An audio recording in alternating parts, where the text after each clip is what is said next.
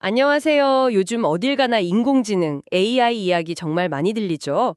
오늘은 바로 이 AI 분야에서 상당히 흥미로운 협력 소식이 있어서 좀 깊게 파헤쳐 보려고 합니다. AI 칩 하면 딱 떠오르는 기업이죠, 엔비디아. 그리고 또 글로벌 컨설팅 하면 엑센추어인데 이 두 회사가 손을 더 꽉 잡았다는 소식입니다. 네, 맞아요. 이제 뭐 AI 도입은 선택이 아니라 거의 필수가 되어가는 분위기잖아요. 많은 분들이 이게 인터넷 등장 이후에 가장 큰 기술 변화다, 이렇게까지 이야기하시니까요. 기업들 입장에서는 이게 생산성을 정말 확 높일 수 있는 기회라서 이 기술을 누가 먼저 잘 도입해서 활용하느냐, 이 경쟁이 아주 치열합니다. 그렇죠. 그래서 오늘 이 두 거대 기업, 이 공룡 기업들이 파트너십을 강화했다는데 구체적으로 뭘 하겠다는 건지, 그리고 왜 지금 시점에 더 협력을 확대하는 건지, 또 이게 AI를 도입하려는 수많은 기업들, 그리고 뭐 우리에게는 어떤 의미가 있을지 좀 자세히 들여다보겠습니다. 이게 정말 판을 바꿀 만한 그런 게임 체인저가 될 수 있을지도 한번 따져보죠. 자, 그럼 우선 두 회사가 구체적으로 뭘 하기로 한 건지 그 내용부터 좀 명확히 해야 할 것 같아요. 작년 말이었죠. 엑센추어 엔비디아 비즈니스 그룹. 이걸 만들면서 협력이 본격화됐다고요. 목표는 기업들이 AI를 좀 더 빠르고 또 더 넓게 도입하도록 돕는 거라고 들었습니다. 네, 맞습니다. 이 협력에서 굉장히 중요한 부분 중 하나가 액센추어가 가지고 있는 그 방대한 전문가 그룹 있잖아요. 무려 3만 명이 넘는 인력한테 엔비디아 기술 관련해서 아주 심도 깊은 교육을 시켰다는 거예요. 그러니까 이 전문가들이 이제 고객사들한테 가서 그 회사의 상황에 맞게 비즈니스 프로세스를 바꾸고 또 기업용 AI 시스템을 잘 만들고 확장하는 걸 돕는 거죠. 일종의 AI 특공대 같은 역할을 한다고 볼 수 있겠습니다. 아, AI 특공대. 재밌는 표현이네요. 근데 단순히 컨설턴트만 투입하는 게 아니라 기술적인 지원도 당연히 필요할 텐데요. 엑센추어 AI 리파이너리라는 플랫폼도 같이 내놨다고요. 이건 뭔가요? 네, 그 플랫폼이 또 하나의 핵심 축입니다. 기술적으로 보면 엔비디아의 아주 강력한 솔루션들, 뭐 예를 들면 AI 파운드리라던가 AI 엔터프라이즈, 옴니버스 같은 것들을 기반으로 해서 만들었어요. 쉽게 말하면 기업들이 자체적으로 LLM, 그러니까 거대 언어 모델이죠. 사람처럼 글을 이해하고 만들어내는 AI 모델, 이걸 직접 만들고 운영할 수 있게 도와주는 그런 종합 도구 세트라고 보시면 됩니다. 특히 중요한 건요, 각 기업이 가진 고유한 데이터나 지식, 이걸 보통 도메인 특화 지식이라고 부르는데 이걸 AI 모델에 잘 녹여낼 수 있게 한다는 거예요. 그래서 정말 그 회사만의 문제를 푸는데 최적화된 그런 맞춤형 AI를 만들 수 있도록 지원하는 거죠. 아, 그러니까 뭐랄까, 기성복 같은 AI가 아니라 각 회사 몸에 딱 맞는 맞춤 정장 같은 AI를 만들 수 있게 도와준다는 거네요. 근데 이 플랫폼 접근성도 좀 좋아졌다고요? 그렇습니다. 예전에는 좀 특정 환경에서만 쓸 수 있었다면 이제는 뭐 아마존 웹 서비스, AWS, 구글 클라우드, 마이크로소프트 애저 같은 주요 퍼블릭 클라우드는 당연하고요. 기업 내부에 구축하는 프라이빗 클라우드 환경까지, 그러니까 거의 모든 환경에서 이 플랫폼을 쓸 수 있게 됐습니다. 이건 뭐 더 많은 기업들이 이런 진보된 에이전트 AI 기술을 도입할 수 있도록 문턱을 확 낮췄다, 이렇게 볼 수 있는 거죠. 여기서 그치지 않고 최근에는 유럽 쪽으로도 확장을 했다면서요? 이건 좀 특별한 이유가 있었을까요? 네, 맞아요. 최근 몇 달 사이에 유럽 시장 공략을 본격화했는데 이 배경에는 주권 AI, 영어로는 Sovereign AI라고 하죠. 여기에 대한 관심이 높아진 게 크게 작용했습니다. 주권 AI라는 건 뭐 엔비디아 정의를 빌리자면 특정 국가가 자기들 데이터, 인프라, 인력, 비즈니스 네트워크 이런 걸 활용해서 자체적으로 AI 기술을 만들고 운영하는 능력을 말하는 건데요. 이걸 좀 더 큰 그림에서 보면 요즘 기술 패권 경쟁 시대잖아요.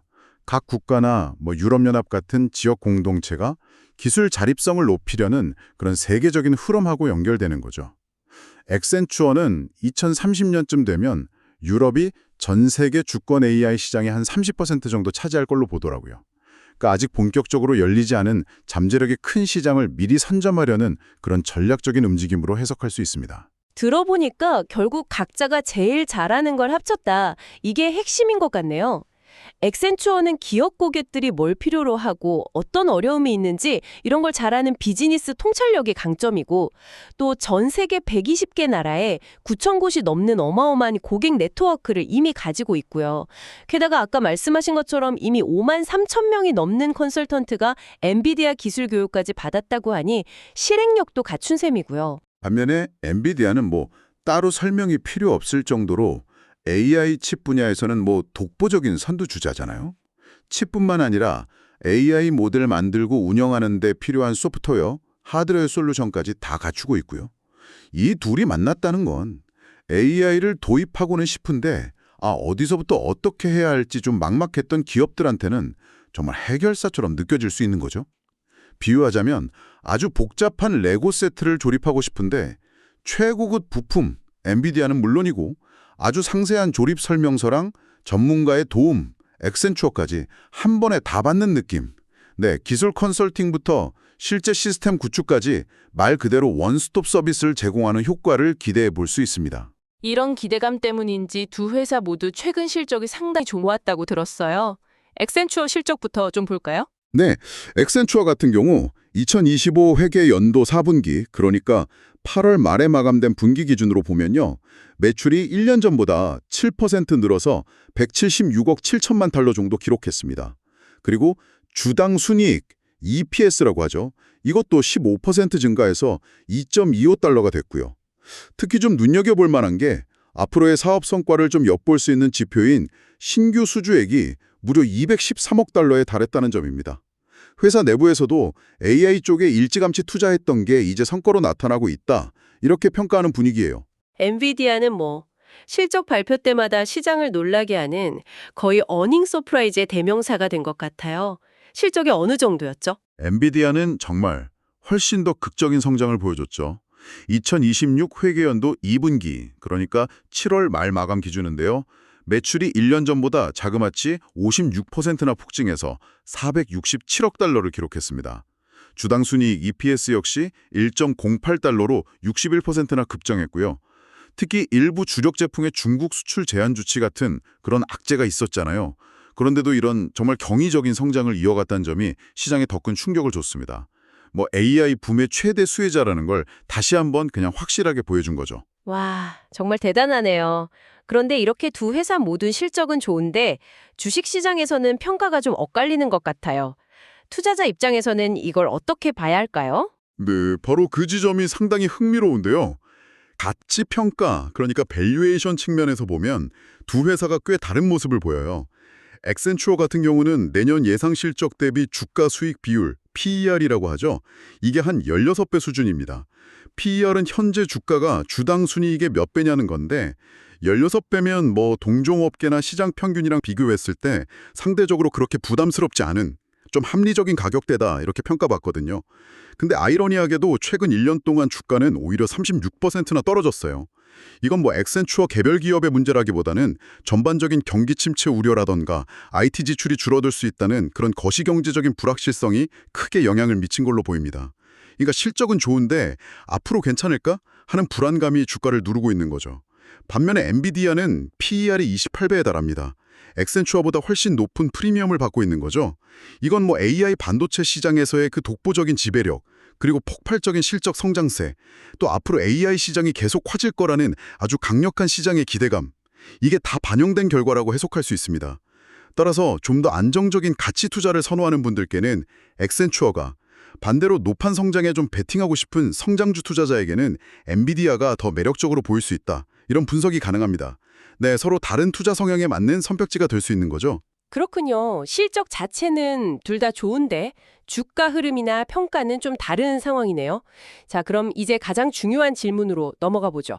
이 엔비디아와 액센추어의 협력 강화, 이게 과연 AI 업계 전체의 판도를 뒤흔들 만한 그런 게임 체인저라고 할 수 있을까요? 결론부터 말씀드리면요. 양쪽 모두에게 이득이 되는, 그러니까 윈윈 파트너십인 건 아주 분명해 보입니다. 엔비디아 입장에서는 자기들의 고성능 AI 칩이나 솔루션을 더 많은 기업 고객한테 팔 수 있는 확실한 채널을 얻는 거고요. 액센추어는 AI 컨설팅이나 구축 서비스에 대한 수요 증가를 발판 삼아서 IT 서비스 시장에서 자기들 입지를 더 강화할 수 있으니까요.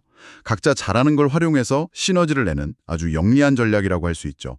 하지만 이게 AI 산업 전체의 지형을 근본적으로 바꿀 만한 게임 체인저냐? 이렇게 묻는다면 현대로서는 그렇게 보기는 좀 어렵다는 시각이 많습니다. 왜냐하면 이 협력이라는 게 기존의 강자들이 자신들의 시장 지배력을 더 단단하게 만드는 성격이 좀 강하거든요. 완전히 새로운 비즈니스 모델을 만들거나 아니면 후발주자들한테 혁신적인 기회를 확 열어주는 그런 파괴적인 변화라기보다는 이미 잘 만들어진 생태계를 더 확장하고 강화하는 그런 움직임에 가깝다는 거죠. 그러니까 이미 선두구름에 있는 회사들이 힘을 합쳐서 격차를 더 벌이는 효과는 있겠지만 뭐랄까 산업의 규칙 자체를 바꾸는 수준은 아직 아니라는 말씀이시군요. 물론 이 협력 덕분에 AI 도입을 고민하던 기업들 입장에서는 문턱이 좀 낮아지는 긍정적인 효과는 분명히 있겠네요. 네, 맞습니다. 개별 기업 차원에서 보면 분명히 AI 도입을 더 빠르게 하고 성공 가능성을 높이는 데는 큰 도움이 될 겁니다.